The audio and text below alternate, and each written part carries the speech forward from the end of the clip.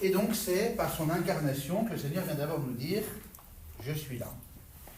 Avant de commencer d'ailleurs, je voudrais faire une petite parenthèse. Vous savez combien de temps a duré la vie publique de Jésus, le ministère public de Jésus? C'est-à-dire entre son baptême et sa mort. Voilà, environ 3 ans. Ce qui veut dire qu'avant, il y a 30 ans de vie dite cachée. Pas cachée parce qu'il était dans une grotte, mais cachée parce qu'il ne s'est pas encore révélé au monde. Il vivait avec sa famille. Visiblement, il n'avait pas fait des choses extraordinaires parce que quand on parle de lui, on dit mais celui-là, c'est pas le fils de Joseph le charpentier, on le connaît. Enfin, s'il avait fait des choses extraordinaires dans son village de Nazareth, on ne parlerait pas de lui de cette manière-là.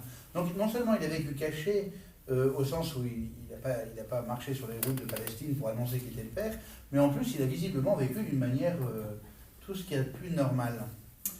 Et pour moi, ça a toujours été quelque chose de très important, ça, parce que ça veut dire que l'incarnation, le fait que Dieu se fasse homme, n'est pas seulement la raison, enfin, ou à cause de la nécessité du fait de venir nous parler et de nous dire qui est Dieu, etc. Sinon, il aurait commencé tout de suite. Il vit 30 ans de cette manière-là. Et pour moi, ça veut dire, il nous parle déjà à ce moment-là en disant, la première chose qui importe, c'est que je sois parmi vous. C'est que je vive parmi vous. C'est que je sois là. Que vous le sachiez ou pas, que je sois connu ou pas, reconnu ou pas, ce qui importe, c'est que je sois là. Ça m'a toujours frappé aussi dans la tempête apaisée. Jésus dort dans le bateau. C'est la tempête qui se déchaîne, on se demande comment il arrive à dormir alors que la tempête se déchaîne. Ça, c'est un miracle pour le coup, parce que visiblement, il est là tranquille en train de dormir. Je ne sais pas comment ça. Enfin voilà, comment son corps peut rester là où il est. Et ils viennent le réveiller, ils disent mais tu dors, nous sommes en péril, nous allons mourir, etc. Et Jésus apaise les éléments, puis il a dit mais homme de peu de foi. Et l'évangéliste dit les apôtres n'avaient pas encore compris. Et on peut se dire c'est bien malheureux quand même, Jésus est avec eux, ils ne comprennent pas. Comment on peut se dire pour nous parfois c'est bien malheureux, on a la foi, on sait que Jésus est là, etc. Puis on ne comprend pas. Et puis on a peur, et puis on peut dire le contraire aussi, c'est bien heureux. Ils ne comprennent pas, et Jésus est avec eux. Et finalement l'important c'est pas qu'ils comprennent ou qu'ils ne comprennent pas, c'est que Jésus soit là. Et je pense que donc les 30 ans, les 30 premières années de vie cachée de Jésus de Nazareth, c'est pour nous dire, mais ne vous inquiétez pas en fait, je suis là, et c'est tout ce qui compte. Et l'incarnation, au final, c'est ça. Dieu est là. Et nous devons avoir crainte de rien. Une prière de Sainte Thérèse d'Avila qui dit que rien ne te trouble, que rien ne t'effraie, tout passe, etc. Ça suffit.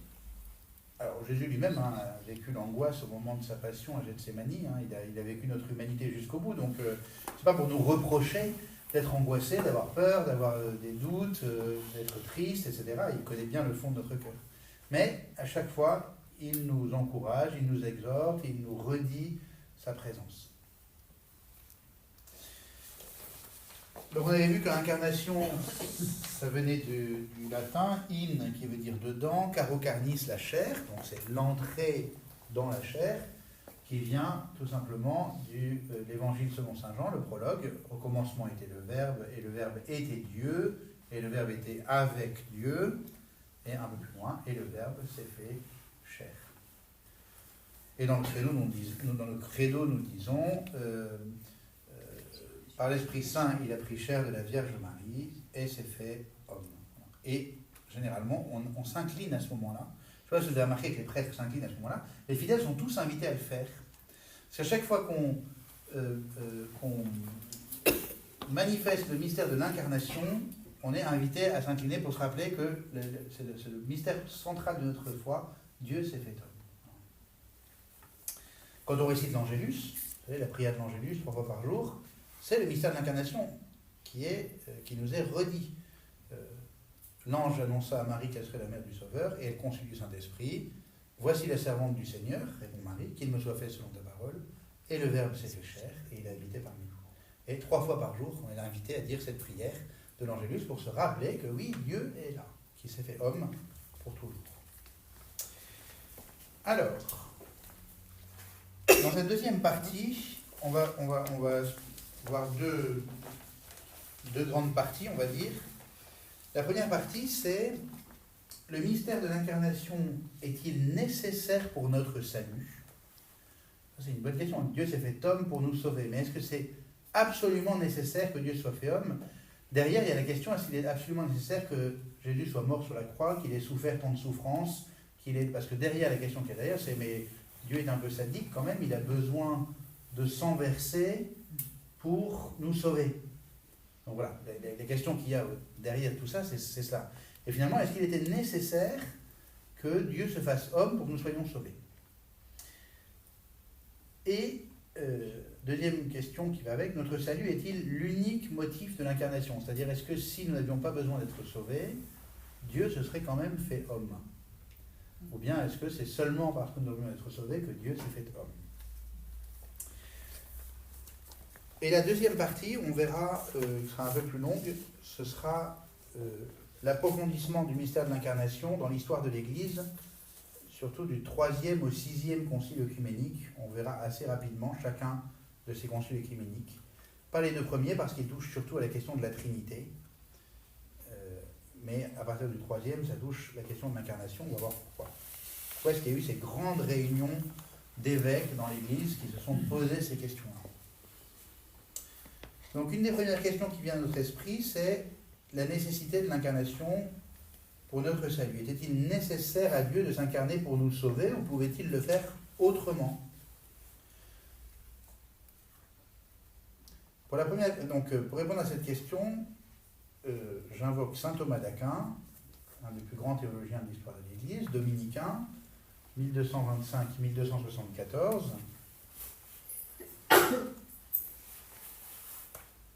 Donc avec lui et toute la tradition de l'Église, on peut affirmer que, vu que rien n'est impossible à Dieu, ça c'est dit 2 fois dans l'Évangile, une fois l'ange Gabriel à la Vierge Marie, quand elle dit « Comment cela va-t-il se faire puisque je ne connais pas d'homme ?» L'ange lui raconte « Car rien n'est impossible à Dieu. » Et puis la deuxième fois où encore rien n'est impossible à Dieu, c'est dans la bouche de Jésus lui-même, quand il dit qu'il est plus facile à un chameau d'entrer par le chat d'une aiguille qu'à un riche d'entrer dans le royaume des cieux. Alors, à côté, ils disent, parce qu'ils imaginent quand même le chameau qui rentre par le chat de l'aiguille, et c'est bien difficile. Alors, on raconte qu'il y avait une porte qui s'appelait la porte de l'aiguille aussi, qui était assez étroite, et donc on pouvait y passer, mais très difficilement quand même. Et c'est quand même plus grand que le chat d'une aiguille. Et Jésus répond, on lui dit, mais alors qui peut être sauvé? Il dit, pour l'homme c'est impossible, se sauver par lui-même c'est impossible, mais rien n'est impossible à Dieu. Et donc comme rien n'est impossible à Dieu, il n'y avait aucune nécessité de l'incarnation du Verbe, ni de ses souffrances ou de sa mort sur la croix pour que nous soyons sauvés. Dieu s'est pas dit, oh là là, comment je vais faire pour les sauver? Il n'y a qu'une seule possibilité, c'est que je me fasse homme et que je meure sur la croix. Pourquoi? Parce que Dieu a toute puissance, sinon il serait soumis à une nécessité supérieur à lui-même. C'est-à-dire, il essaierait de trouver un moyen qui existerait indépendamment de lui-même. Or, c'est lui qui a tout créé. Il peut nous sauver d'un claquement de doigts, d'un battement de cils, c'est d'un pur acte de sa volonté, en fait, tout simplement. Donc, du coup, c'est important, on se dit, mais du coup, pourquoi a-t-il choisi ce moyen-là? Alors, on n'y répondra jamais parfaitement à cette question, parce qu'on n'est pas dans la tête de Dieu, mais il nous donne quand même des moyens de pouvoir un peu en rendre compte, en rendre raison. Donc la simple décision divine suffit pour que nous soyons sauvés.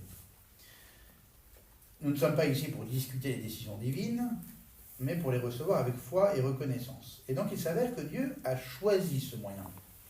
Donc certes, il n'est pas obligé du tout, mais s'il l'a choisi, comme Dieu n'est pas bête, c'est qu'a priori, il y a des raisons particulières. Et quand on y réfléchit un peu, on peut se dire que c'est effectivement un moyen très adéquat. Comment pouvait-il mieux nous dire sa proximité avec nous qu'en se faisant l'un de nous? Quel meilleur moyen que de vivre parmi nous, d'épouser nos joies, nos fatigues, nos peines, la faim, la soif. C'est pas par l'incarnation que Dieu nous aime plus, mais il nous manifeste, il nous dit peut-être de la meilleure manière qui soit, à quel point il nous aime. Et il ne s'est pas fait toute l'humanité, il ne s'est pas fait tous les hommes, il s'est fait un homme. Et Ça, c'est important, parce que ça veut dire à quel point Dieu aime l'humanité concrète. Pas tous les hommes pris comme une masse, mais chaque personne humaine. Et donc, il s'est fait un homme parmi nous. Et quand on pense au péché originel, il a été... quelle est la cause du péché originel? C'est la désobéissance.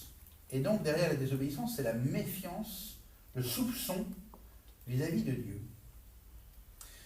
Si vous lisez le livre de la Genèse, très intéressant de lire le texte d'assez près. Pas besoin de le tirer par les cheveux pour en tirer quelque chose, mais simplement de le lire. Dieu dit, faisons l'homme à notre image comme à notre ressemblance. Donc ça, je rappelle, Dieu veut nous faire à son image. C'est déjà dire quelque chose de l'union possible avec lui. Nous lui ressemblons. Il y a quelque chose qui fait que nous pouvons avoir une véritable alliance avec lui parce que nous sommes faits à son image. Il crée il a mis tous les arbres du jardin, dans le jardin. Il y a un arbre qui est au milieu du jardin. Est-ce que vous savez lequel c'est? L'arbre de vie. Comment? Celui de la connaissance aussi. Non, il y en a qu'un qui est au milieu. Ah oui, c'est la connaissance. Il y en a qu'un qui est au milieu. Si je prends le Texte. Si je prends le livre de la Genèse, je vais le prendre. Tac, tac, tac. Chapitre 3, chapitre 2.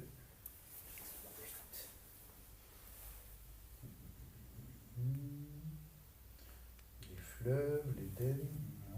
Non, chapitre 1, du coup, pour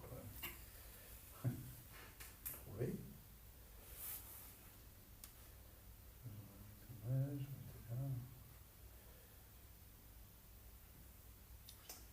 Oh. J'ai fait Je une ne version, trouve pas. c'est pas grave. Je vais trouver parce que c'est important. Voilà. Le Seigneur Dieu fit pousser, donc chapitre 2, verset 9, le Seigneur Dieu fit pousser du sol toutes sortes d'arbres à l'aspect désirable et aux fruits savoureux. Il y avait aussi l'arbre de vie au milieu du jardin et l'arbre de la connaissance du bien et du mal. Donc, l'arbre de vie au milieu du jardin et l'arbre de la connaissance du bien et du mal. Celui qui est au milieu, c'est l'arbre de vie.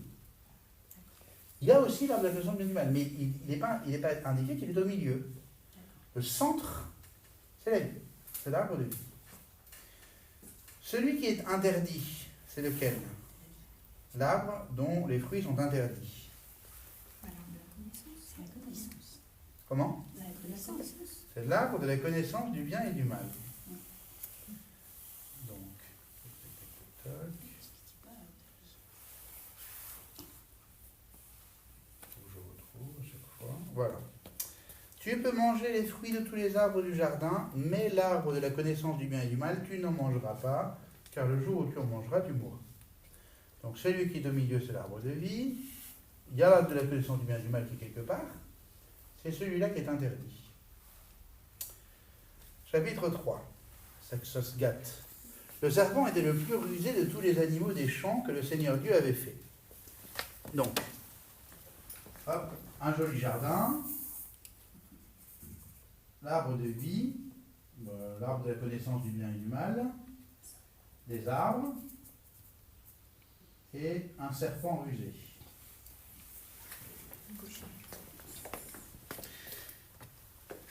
Il dit, alors Dieu vous a vraiment dit, vous ne mangerez d'aucun arbre du jardin? Gros mensonge. Mais il le sait qu'il est en train de faire un gros mensonge. Il n'est pas bête, il est rusé, on vient de le dire. Donc, gros mensonge. Son seul but, c'est que Ève lui réponde, dialogue avec lui. Donc, on commence par un énorme truc. C'est bien qu'elle va le reprendre. Hein. Ah ben non. Nous mangeons les fruits des arbres du jardin. Mais, répond Ève, pour le fruit de l'arbre qui est au milieu du jardin, Dieu a dit, vous n'en mangerez pas, vous n'y toucherez pas, sinon vous mourrez. C'est faux. L'arbre qui est au milieu, c'est l'arbre de vie. L'arbre dont les fruits est interdit, c'est l'arbre de la connaissance du bien et du mal. Dans l'esprit d'Ève, la périphérie est devenue centrale. Et donc, l'interdit qui, comme une barrière, permet, une barrière sur l'autoroute par exemple, permet d'aller le plus loin possible, d'éviter de s'embourber sur le champ d'à côté, est devenu central dans l'esprit d'Ève. Le soupçon est né. Dieu nous interdit quelque chose de central. Et de manière générale, quand nous avons un interdit, surtout quand nous sommes enfants, adolescents particulièrement, si on nous interdit ça, c'est que c'est vachement bien. Et donc, les parents sont mauvais parce qu'ils nous interdisent quelque chose qui va nous permettre de nous épanouir. Et depuis le début, depuis le tout début, c'est comme ça. Donc, Ève lui répond, certes, on mange les fruits des arbres, mais elle a fait glisser l'interdit au centre. Le serpent dit à la femme, pas du tout, vous ne mourrez pas. Mais Dieu sait que le jour où vous en mangerez, vos yeux s'ouvriront et vous serez comme des dieux, connaissant le bien et le mal. Donc, l'interdit qui est devenu central, le soupçon est lancé. Effectivement, le serpent vient en rajouter une couche en disant, bah oui, Dieu ne veut surtout pas que vous soyez comme lui. Si vous en mangez, vous serez comme des dieux. Connaissant le bien et le mal, c'est-à-dire discernant par vous-même. Or, qu'est-ce qu'avait dit Dieu? Faisons l'homme à notre image, comme à notre ressemblance. Et le serpent dit, si vous désobéissez à Dieu, vous serez comme lui. Alors qu'en fait, c'est précisément par l'obéissance filiale et confiante que Adam et Ève pouvaient réaliser, en répondant par eux-mêmes à Dieu. Si elle n'avait pas eu cet interdit, ils n'auraient pas pu répondre à Dieu. Dieu dit, bah, faites ce que vous voulez, puis on s'en fiche, quoi. Faites ce que vous voulez. Non, en donnant cet interdit, il leur donne la possibilité de lui faire confiance. Et c'est dans cette confiance et dans cette obéissance filiale et aimante que la réalisation de ce que Dieu a prévu que l'homme et la femme soient comme lui vient se faire aussi par la réponse humaine. À partir de là, le soupçon donc est jeté, et l'homme croit que c'est en désobéissant, parce que Dieu est mauvais, qu'il veut nous enlever quelque chose, qu'alors on va réussir à être comme Dieu, ce qui est effectivement le projet de Dieu, d'être comme lui. Mais pas en lui désobéissant, mais en lui répondant de manière filiale. Ça, c'est la cause de la désalliance entre Dieu et l'humanité. Alors pourquoi est-ce que ça a touché le oui? En fait, peu importe de quel arbre ils ont mangé le fruit, c'est le fait d'avoir désobéi qui est... Comment?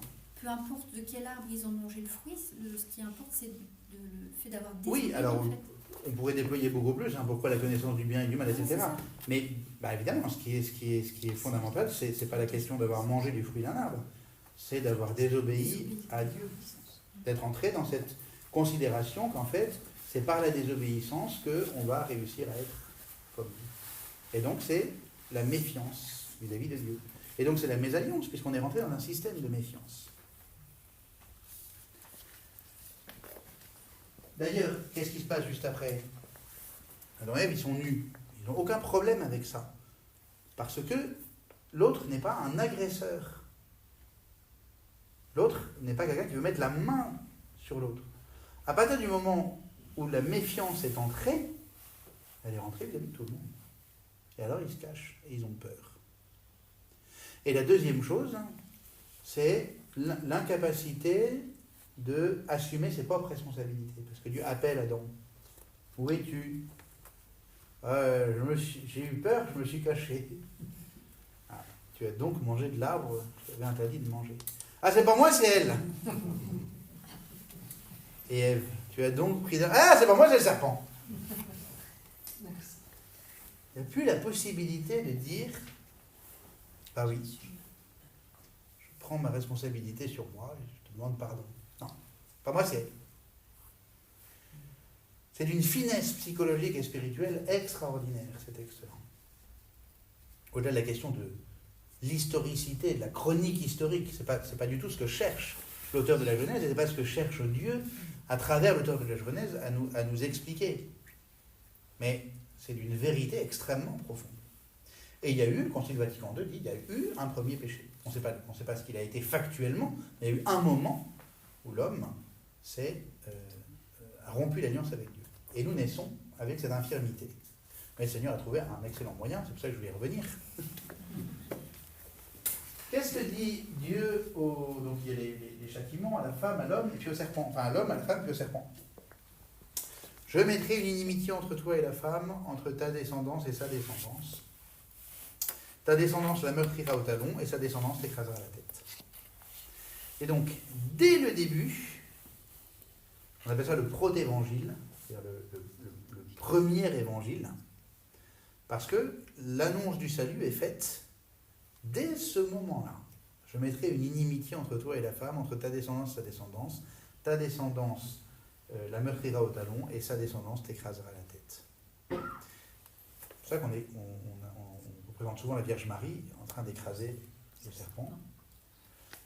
Eh bien, voilà ce qui est déjà annoncé dans la Genèse, l'incarnation de Jésus-Christ.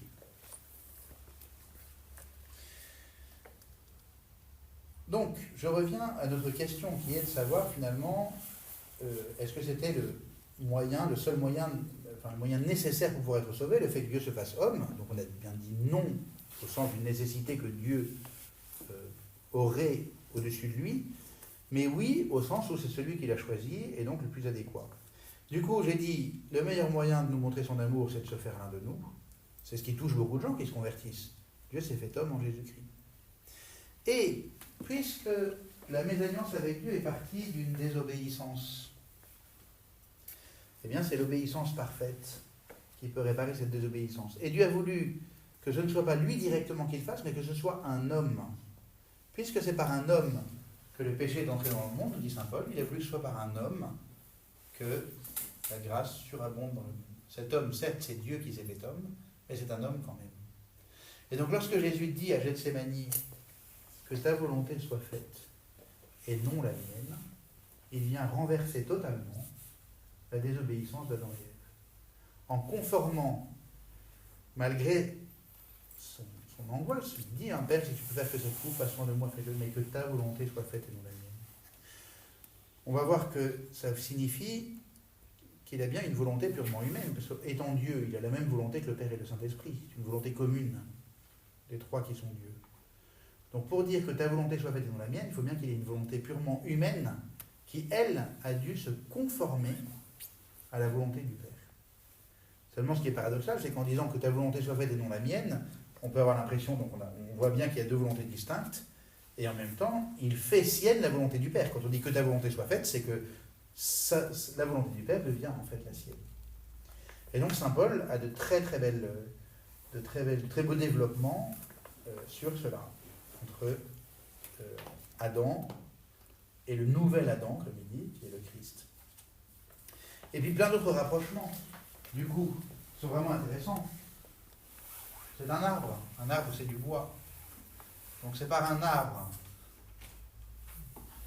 vivant que le péché est entré dans le monde, c'est par le bois mort de la croix que la vie est rendue. Tout le paradoxe. C'est par un serpent que la mort est entrée dans le monde. Est-ce que vous connaissez l'histoire du serpent d'airain dans le désert?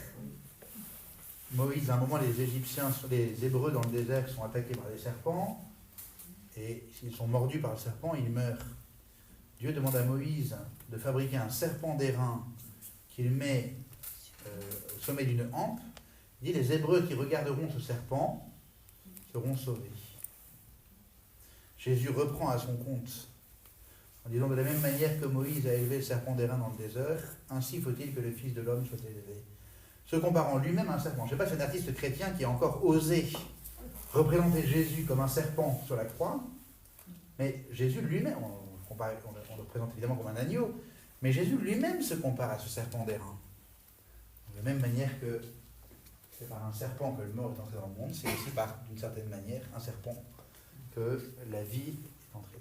De la même manière que c'est par un fruit pendant au bois de l'arbre de la connaissance du bien et du mal que la mort est entrée dans le monde, de la même manière que c'est par le fruit du bois de la croix à savoir notre Seigneur Jésus-Christ, que la vie d'entrer dans le monde. Et ainsi de suite. Donc, c'est les pères de l'Église qui font toute cette réflexion-là, mais c'est pour dire, en fait, Dieu ne nous sauve pas de loin, il vient utiliser les moyens mêmes par lesquels la mort est entrée, le péché est entré, pour, de l'intérieur, tout sauver. Pas de loin, comme par un coup de baguette magique. Ça dit tout le sérieux avec lequel Dieu prend notre vie. Ce n'est pas des petites fourmis qui regardent comme ça pour voir comment ça se passe.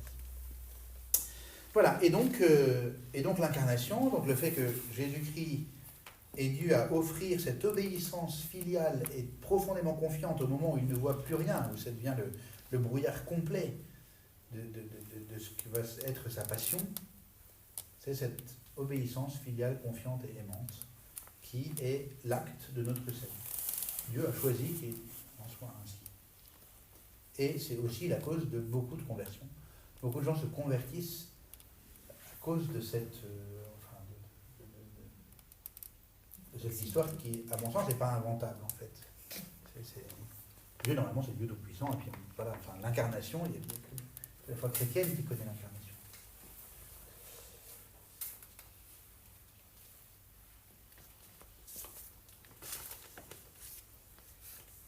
Voilà, comment mieux qu'en donnant sa vie lui-même par amour jusqu'au bout, pouvait-il nous entraîner sur ce chemin du don de nous-mêmes, qui seul nous rend pleinement à nous-mêmes. Parce qu'en plus de poser l'acte qui nous sauve, il nous montre le chemin de notre propre vocation. Ce n'est pas seulement Jésus qui est appelé à donner sa vie, c'est chacun d'entre nous. Parce que c'est là que nous réalisons pleinement nous-mêmes. D'abord parce que c'est là que nous sommes véritablement ressemblants à Dieu, parce que Dieu est celui qui se donne. Je suis doux et humble de cœur, et quand Jésus de son propre cœur, il le dit du cœur de son Père, qui s'offre. Et donc si nous voulons être pleinement ressemblants et à l'image de Dieu, eh bien c'est dans le don de nous-mêmes que nous le réalisons avec sa grâce. Donc, sur la croix, non content de nous sauver, il nous montre le chemin par lequel nous nous réalisons pleinement. Aimer, dit saint Thomas d'Aquin, c'est vouloir le bien de celui qu'on aime. Donc aimer, c'est d'abord une question de volonté. Je veux le bien de celui que j'aime. Ça ne veut pas dire que j'ai le pouvoir de le réaliser en tant que tel, mais je veux ce bien pour lui. Ça, c'est aimer. C'est comme ça qu'on peut aimer nos ennemis. Aimer nos ennemis, c'est pas avoir de très beaux sentiments pour eux, de vouloir que, s'ils nous ont fait du mal, de vouloir qu'ils s'en sortent sans justice. Mais c'est vouloir le bien pour eux. Et le bien pour eux, ça peut être, comme pour nous-mêmes, ça peut passer par la conversion du cœur. Et la souffrance parfois est nécessaire à cette conversion. Et c'est ça le bien. Et vouloir, et s'aimer soi-même, parce qu'on est appelé à nous aimer nous-mêmes. Hein. On est la deuxième personne à aimer après Dieu. Avant son épouse, ses enfants. Dieu, après nous. Pas d'un amour narcissique, d'un amour qui ne regarderait pas en vérité qui nous sommes. Mais si s'aimer, c'est vouloir son propre bien, et que notre bien réside dans le fait de nous donner, alors, nous aimer nous-mêmes, c'est apprendre à nous donner, et donc c'est apprendre à mettre l'autre au centre de notre vie. Et ainsi se réconcilie l'amour de soi et l'amour de l'autre. Parce que le livre du Lévitique n'était pas idiot non plus, quand il dit « aime ton prochain comme toi-même », que Jésus reprend à son compte, il a bien compris qu'on ne peut pas aimer l'autre si on n'est pas capable de poser sur nous-mêmes un regard paisible et aimant, c'est-à-dire humble. Parce qu'on ne peut se regarder de manière paisible et aimante que si on peut regarder avec humilité les parts d'ombre de notre vie. Ah bon. Pas pour dire c'est comme ça, je m'en fiche, mais pour se recevoir avec simplicité de cœur. Donc voilà aussi la raison pour laquelle l'incarnation est d'une certaine manière nécessaire, tout ce qu'elle peut nous faire entrevoir. Et si les saints ont offert leur vie tout entière, c'est simplement parce qu'ils se sont laissés attirer de plus en plus, un phénomène d'attraction, hein, bien plus que d'alpinisme, hein, un phénomène d'attraction, ils se sont laissés attirer par le don du cœur du Christ.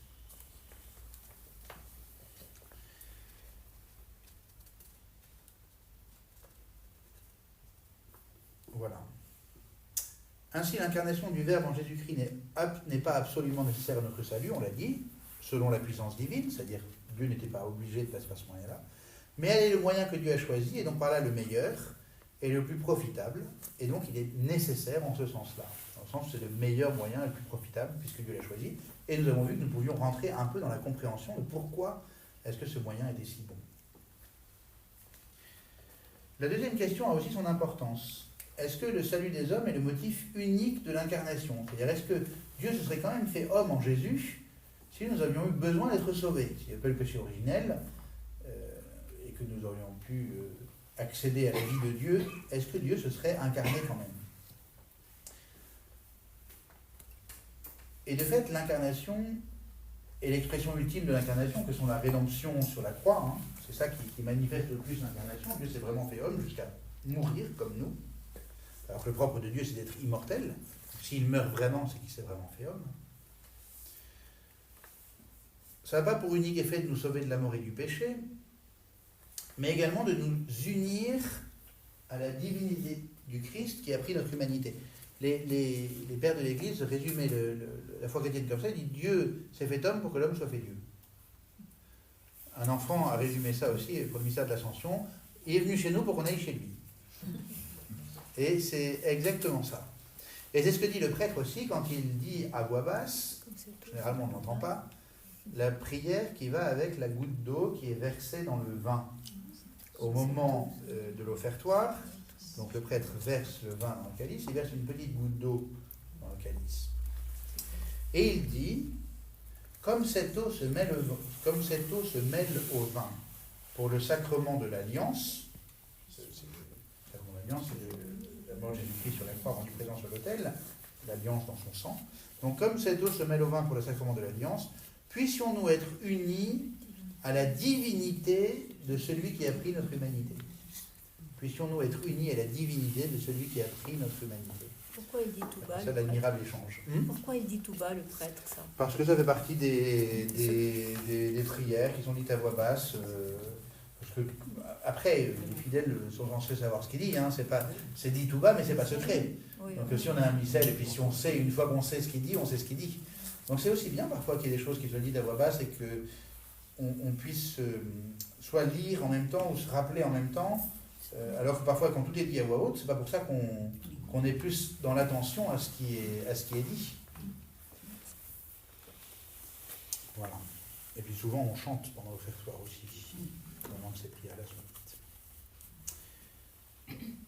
Donc la goutte d'eau que le prêtre verse, ça nous représente nous? Exactement, c'est notre humanité. C'est notre humanité. C'est l'humanité, la divinité du Christ aussi liée en Jésus-Christ, mais c'est aussi notre humanité apportée sur le calice.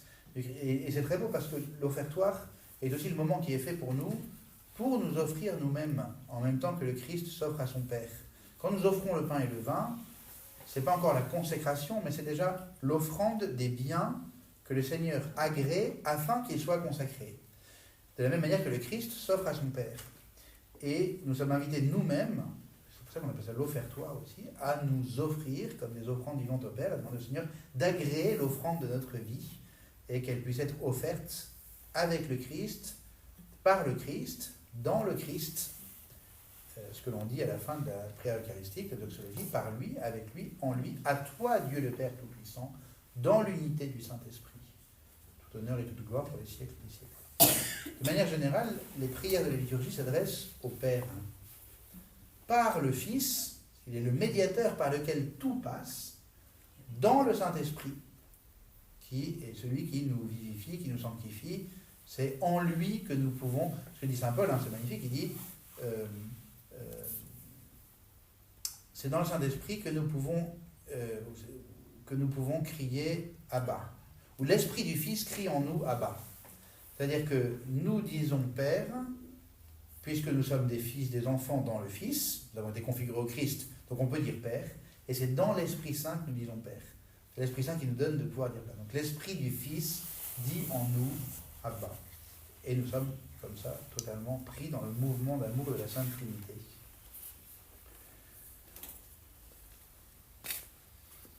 Donc, l'incarnation a pour effet de nous unir à la divinité de Jésus-Christ par le fait qu'il ait pris notre humanité. est-ce que le Fils se serait incarné s'il avait payé le péché? En fait, ça reste une question assez vide finalement de sens, mais on peut quand même, en tout cas, voir qu'à chaque fois que le Christ lie sa venue au pardon des péchés, et notamment au moment le plus fort, quand il dit « Ceci est la coupe de mon sang, le sang de l'alliance nouvelle et fidèle, qui sera versé pour vous et pour la multitude en rémission des péchés. » Voilà pour cette partie. Est-ce que ça va? Est-ce qu'il y a des questions? Bon. Le seul problème, c'est qu'il est déjà 21h10. J'ai essayé de ralentir un peu le rythme.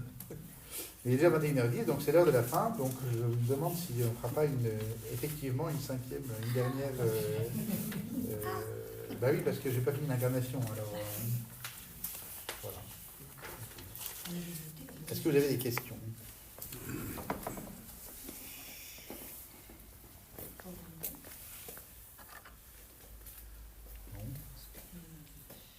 Si vous n'avez pas de questions, je commence. La partie suivante. Quand le prêtre dit faites ceci en mémoire de moi, oui. C'est pas seulement buvez, mangez, c'est aussi offrez-vous. Oui. Je pense. Alors, non, parce que. Enfin, non, mais alors, si, pardon. Si, ça peut tout à fait être ça. Mais fondamentalement, c'est pas la première manière dont l'Église l'a compris. Mais à mon avis, la première manière dont l'Église l'a compris, c'est que par là, il demande à ce qu'on il faut s'imaginer qu'il était au dernier repas. Donc il prend du pain, il dit « Ceci est mon corps livré pour vous », il prend du vin, « Ceci est la coupe de mon sang ». Et de fait, il livrera son corps et versera son sang le lendemain sur la croix.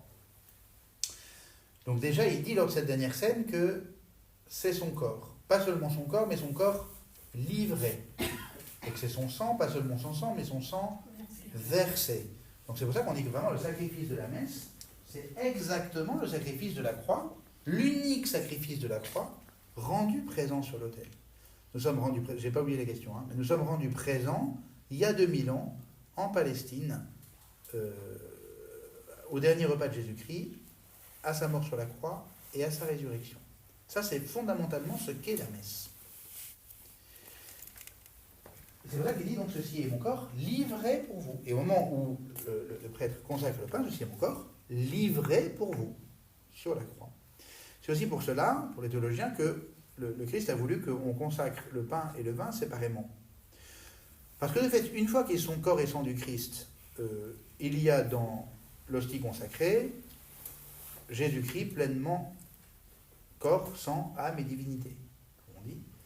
Et le vin consacré, corps, sang, âme et divinité. On peut communier à une seule des deux espèces, communier que au précieux sang ou que au corps du Christ, on a communié à Jésus tout entier. Mais le pain et le vin sont consacrés de manière séparée. Qu'est-ce qui se passe quand le corps et le sang de quelqu'un sont séparés? C'est qu'il est mort. Donc cette consécration séparée manifeste la mort concrète de Jésus-Christ. Au moment où le prêtre, juste avant la News Dei, vous avez peut-être remarqué aussi, après avoir dit la paix du Seigneur soit toujours avec vous, et éventuellement avoir appelé à donner la paix, il prend une parcelle de l'hostie consacrée qu'il verse dans le précieux sang. Cela manifeste, ça ne réalise pas, ça manifeste la résurrection du Christ, corps et sang de nouveau unis. Et encore une fois, ça ne réalise pas. Si le prêtre oublie de le faire, ça ne change rien à la valeur de la messe. Mais c'est ce que la liturgie a manifesté. Et donc nous communions au corps et au sang de Jésus-Christ, mort et ressuscité, évidemment. Sinon, ce pain consacré n'aurait pas la vertu de nous communiquer la vie, si ce n'était pas à Jésus vivant que nous communions. Mais nous assistons à la messe au sacrifice de la croix. Et donc, Jésus dit aussi, donc il dit pas seulement « Ceci est mon corps livré pour vous », il dit « C'est mon corps livré pour vous, vous ferez cela en mémoire de moi ». Il est en train d'instituer les apôtres évêques en leur commandant de perpétuer ce qu'il vient de faire, c'est-à-dire de prendre du pain et de dire « Ceci est mon corps livré pour vous ». C'est pour ça que dès le début de l'Église, on a commencé, je ne sais pas quelle a été la première messe, on n'en parle pas, on en parle très vite dans les actes des apôtres, ils étaient assidus à la fraction du pain. Alors il y a peut-être le moment où Jésus rompt le pain devant les disciples d'Emmaüs, et leur cœur est tout brûlant au moment, justement, alors au moment où il explique les Écritures, et puis après ils le reconnaissent au moment de la fraction du pain, Donc ils reconnaissent ce qui s'est fait le jeudi saint. Le mot fraction du pain, c'est comme pour nous le mot messe en fait, ça signifie l'ensemble des gestes posés, c'est pas seulement le moment de la fraction. Et après, on dit dans les Actes des Apôtres, ils étaient assidus à l'enseignement des apôtres et à la fraction du pain. Et saint Paul aussi parle du fait qu'on mange le corps du Seigneur, qu'on boit le sang du Seigneur. Et saint Paul redonne aussi l'institution de l'Eucharistie dans une de ses lettres, la première aux Corinthiens, je crois, qu'on lit le jeudi saint,